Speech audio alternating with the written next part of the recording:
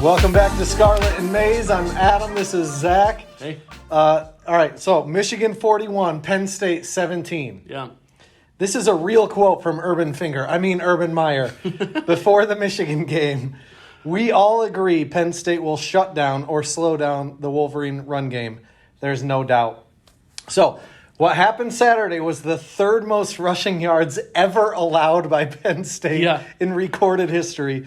Penn State entered the game ranked 5th in the country in rushing yards allowed per game, but left the game down to 56th in the country. Wow. From 5th to 56th. That's insane. Penn State had given up 398 rushing yards in their first 5 games, 418 on Saturday, and was a shoestring tackle of third-string running back C.J. Stokes away from it being over 450 yards. Wow.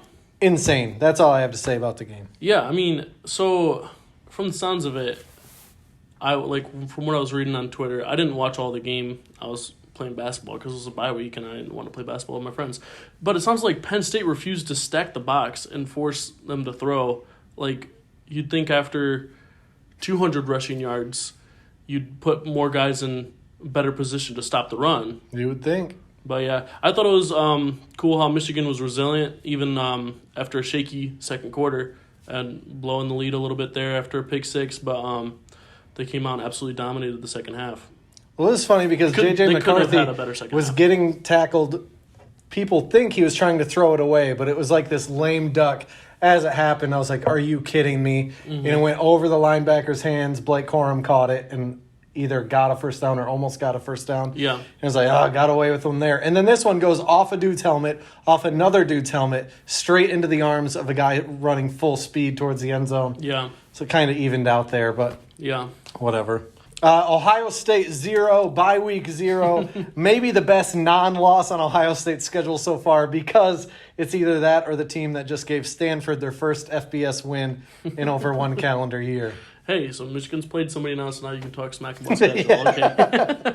Ohio State's got Penn State in a couple weeks. Okay, don't get too worked up. Yeah. Right. Scarlet and Maize pick standing, so I went 5-2 because I got the extra point. Yeah. Even though you thought it was going to be high scoring, I thought it was going to be low, but I nailed the point differential. Yeah, you did. And that's what we go on. So I'm 56-18 overall. You're 58-15 overall. We're staying about the same. Yeah, something has got to give. Last week we had a lot of different picks, and we still ended up basically even. Yeah. Yeah, it's frustrating. Yeah. Big Ten takeaways. Do you got any? Just that Illinois seems to be the favorite for the West. Yeah, I wish I never gave up on Brett Bielema. Yeah. But whatever. Yeah. That's actually mine too. Illinois is now 6-1. The only Big Ten West team currently bowl eligible with a bye week this week to get Chase Brown healthy, and then 2 easily winnable games at Nebraska, at home against Michigan State, before they host Purdue in a game that could decide the West. Yeah. That's insane. Their only problem is they have to go to Ann Arbor, while Purdue's only remaining game against a team better than 500 is that game against Illinois. Wow. Big Ten West. So Ohio State is going to play Purdue this year. Wow. I mean, it's possible, which is hilarious. What if no Big Ten team makes the playoff because Purdue upsets Ohio State? What if Michigan's only loss is to Ohio State? Yeah. Purdue beats Ohio State in the Big Ten championship, and Michigan goes to the playoff over Ohio State. It'd be crazy, even though Ohio State won by 50. Stop. The rapid fire turd pile picks. Indiana at Rutgers. I got Rutgers. I've got the Hoosiers here. Let's go. Rutgers' offense is it's almost as bad as Iowa's, in my opinion. So, and I don't think Indiana's is much better, though, either. I mean, Indiana just put up 30-some points last week. Has Rutgers done that in a while? I don't know. I don't think they've done that in the Big Ten. I don't know. It's the turd pile for a reason. Yeah. I got the Hoosiers. Who would have thought at the start of the season that Purdue at Wisconsin would be in the turd pile? But I wouldn't have. Yeah, I mean, I might have thought so, but I wouldn't have thought it was because Wisconsin was so bad. Yeah. I mean, Yeah. Purdue is my pick to win the West. Yeah. And then Wisconsin is always near the top. Yeah. Well, mostly always near the top. Anyways, I got Purdue. Yeah, actually, so Wisconsin has won 15 straight against Purdue, and I think they surprisingly keep the streak going and win at home. This would be the year for Purdue. Yeah. If there is a year to win in Madison, this is the year. Northwestern at Maryland. No one can pick Northwestern, Maryland. Yeah, Maryland. Yeah.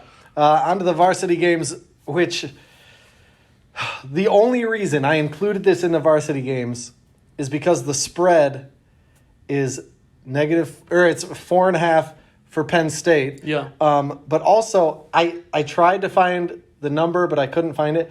James Franklin at Penn State after a loss is terrible. Really? Like I don't want to give the numbers. I feel like they usually lose at least one more. It's insane. I didn't know that. Yeah. So Minnesota only underdogs by 4.5 at Penn State. How terrible can you be after a loss if you lose again, that means that you'd be coming off a loss again, then you'd have to lose again to be Yeah, that's after a true. But loss. last year again. they lost, 4 in a row? Yeah. I don't know. But that was probably the only year they are lost that not many in a row. they're not ideal after a loss Yeah. with James Franklin. But Well- I still got Penn State. Yeah, Tana Morgan's banged up. Even if he does play, I don't think he's healthy enough. He was carted off the field in the last game. I don't know. I like Penn State to bounce back in this one. What's crazy is that even with that information, the line is only 4.5. Yeah. At Penn Just State, saying. too, yeah. Man alive. Iowa at Ohio State. Ohio State's only favored by 29. That is I should have kept that stat. I saw a stat that was like the largest spread for against Iowa in since early 2000s for sure. Yeah. Man. So probably 20 Anyways, years. Ohio State, and they'll probably win by 42. Yeah. This is a 2017 revenge game. They haven't played Ohio State. Iowa hasn't played Ohio State since then when they blew them out 55-24. I can't imagine a world where Iowa scores even half that. I feel like 55. if Iowa beats Ohio State, you need to shave your head. No, so I've been growing my hair out for a Halloween costume, so I can't. You have to shave your mustache. I've also been growing that Well, out. gosh dang. Yeah. I don't want to know what you're going as. Wait, What? I haven't picked yet. Go ahead. Yeah. I wonder who it'll be. I can't imagine a world where Iowa even scores half the amount of points they scored in that game. Iowa has a top 3 pass defense in the country, which I think can help them stifle the high-powered Ohio State offense. But their rush defense is barely top 25, and Ohio State's is top 5 in yards per carry in the nation. I think Ohio State will come out running the ball and will have success, which will then open up the pass, and Ohio State will win and win big. Yeah. Games of the week. We're switching it up a little bit because there's not many games to talk about, but there are a few non-Big Ten top 25 matchups here. Yeah. So the first one is number 14 Syracuse at number 5 Clemson. Both undefeated. Clemson's favored by 13.5 here. As much as I would love Clemson to lose, Yeah. I got Clemson winning. Yeah, I still think Clemson's still one of the premier teams in the country, even though they struggled last year. And I don't think this one will be even close. I think the spread is fine. And Syracuse just isn't talented enough to beat a top 5 Clemson team on the road. Yeah. Undefeated UCLA at 1 loss. Oregon. UCLA is 9th. Oregon is 10th. Yeah. I got Oregon. Yeah, I really like what Chip Kelly has finally put together at UCLA, but Oregon has looked like a different team since getting blown out by Georgia, scoring more than 40 points in the 5 games since. I like the Ducks to get a big win here at home. And lastly, 17, Kansas State at number 8, undefeated TCU. Yeah. TCU, I'm kind of surprised they're only favored by 3.5. But Yeah. Me too a little bit. Martinez is really fun, and he's off to a great start this season. He hasn't thrown a single interception, but he hasn't scored a lot of touchdowns, at least passing. He only has 4 passing touchdowns, and the TCU offense is scoring more than 45 points a game, and Kansas State just isn't close to that with their offense. And, I mean, hope maybe their defense can keep them in it and win them the game, but I like the Horned Frogs to win their 4th straight game against a ranked opponent. I'm with you. I got TCU, and I would actually say I think the TCU game is going to be more of a blowout than the Clemson-Syracuse game. I don't agree. I know.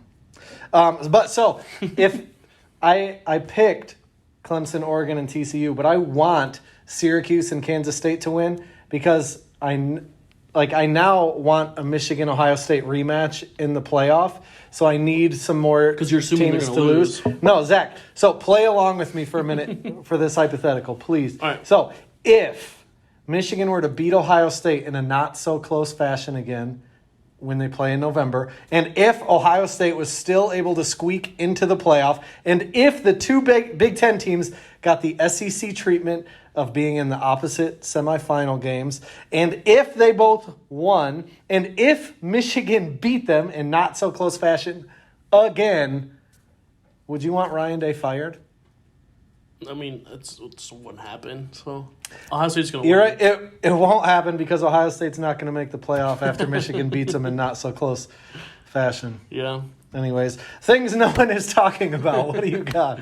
I got it's more of a question that I want people to be asking. Is the SEC the new Big 12 after that Tennessee-Alabama game with absolutely zero defense being played in that game? Crazy. Yeah. Mine is Michigan and Ohio State lead the country in percentages of game time with the lead. Yeah. Ohio State at 81.7%, Michigan at 83%. Is that the new SEC where they should be considered the top tier instead of these bullcrap teams? I But think they should.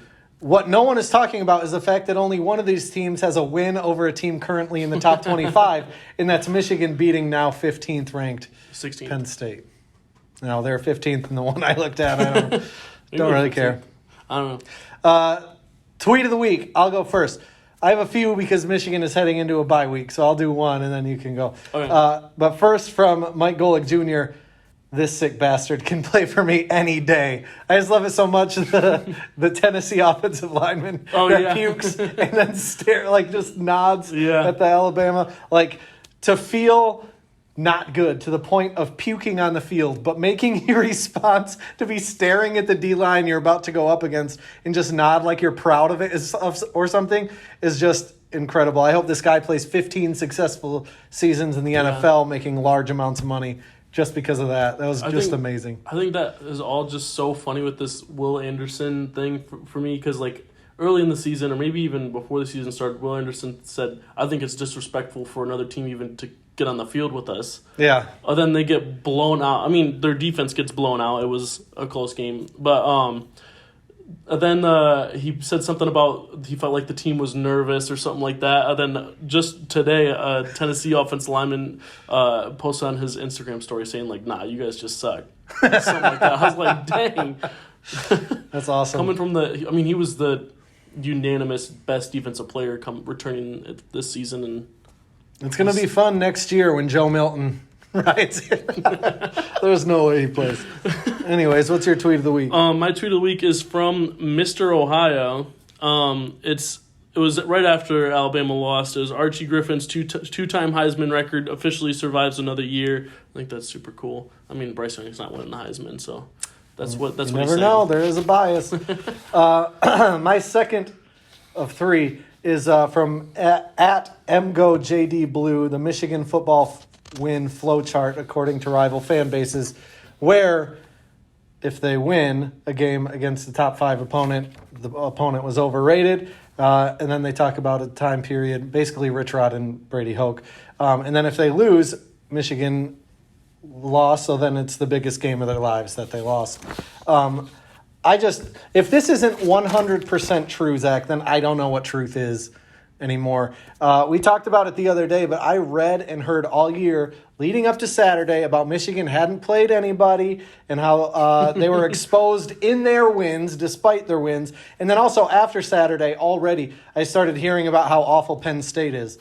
Michigan is the last team in the Big Ten to ever get credit when they win a game. I was even in your ear late Friday night debating changing my pick. I know. And then after it's Penn State sucks. But beat the brakes off an unranked team, schedule sucks. Beat the brakes off a top 10 team, the top 10 team actually sucked. Meanwhile, a team like Penn State was praised all season before this game. Ohio State hasn't beaten anyone good and has been praised all season. I don't care because it's freaking sweet. They are sweet, and the season will probably tell them that. They're the only team in the country that's beat every team by double digits. That's true. They also they haven't played a team that's in the top 25 because Notre Dame shouldn't have been in the top 25. Yeah. And now that's obvious, but it still says on their resume, guarantee when the first playoff polls come out, they're going to show Notre Dame is a big win. Yeah, that's so stupid. Yeah. I agree that's stupid. Yeah. So bottom line, I don't really care because if Michigan wins, then they'll be in, and if they lose, then they'll not get in. The narrative doesn't really matter at this point. Win and you'll get to where you want to be. I say all that just to point out exactly how accurate that flow chart actually is. My last one is from @Chloe Jankowski. She tweeted this past Sunday, Kenneth Walker should have been a Heisman finalist over Aiden Hutchinson by 1 million, and this is a hill I will die on.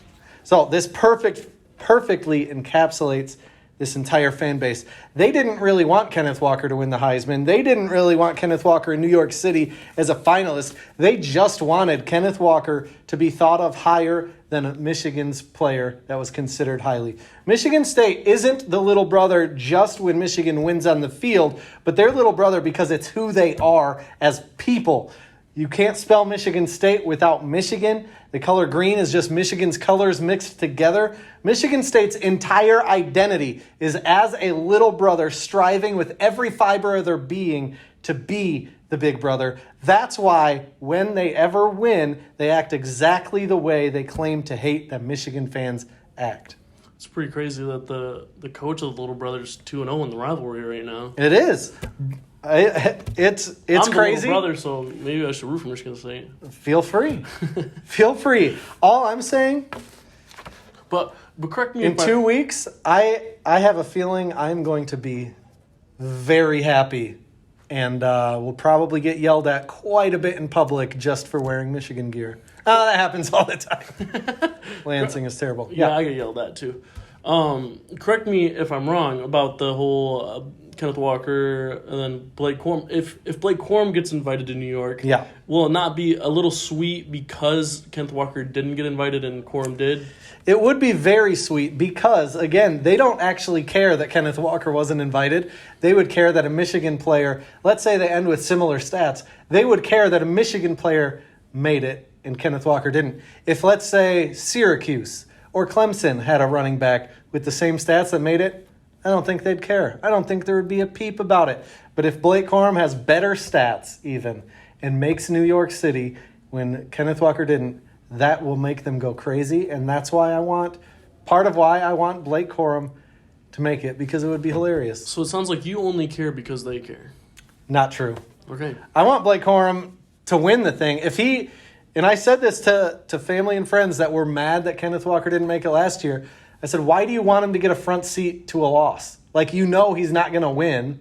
Why do you want him there? So I don't care if Blake Corum goes and doesn't win, but it would be funny for him to go and not win just because of that reaction that would happen. But we can't really pretend that, so Kenneth Walker put up however many yards, however many touchdowns last year. Blake Corum is going to put up however many yards, however many touchdowns. They're also not competing against the same people with the same statistics because it's different years.